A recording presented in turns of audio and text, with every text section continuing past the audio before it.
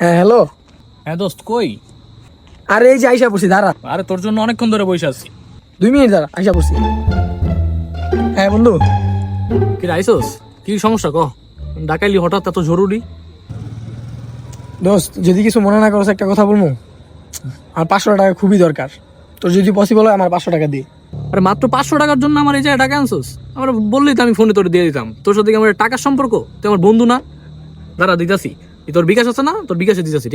মামা আমার বিকাশ আছে, তুই আমার বিকাশে দে। আচ্ছা দোস্ত আরেকটা কথা, আমার কিন্তু টাকাটা দিতে কিছুদিন লেট হইব। তোর কি কোনো সমস্যা আছে? আরে না না, তুই কোনো প্যারা নিস না। তুই একদম রিল্যাক্স হয়ে তারপরে দিস। তোর হাতে টাকা হইলে তখন দিস, সমস্যা নাই। আমি টাকা দিয়ে দিতেছি তোরে এমনই। সেন্ড করে দিস, হ্যাঁ চেক করিস।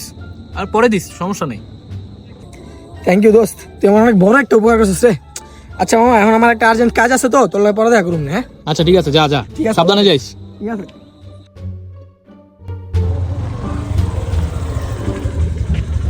কি রে মামা, কোনো সমস্যা? ওই যে টাকাটা যে নিলি, টাকাটা দিবি না? দে। টাকাটা লাগবো আমার। मामो तेरा बहन के 14 महावीर वाला तेरा मैया के 14 वाला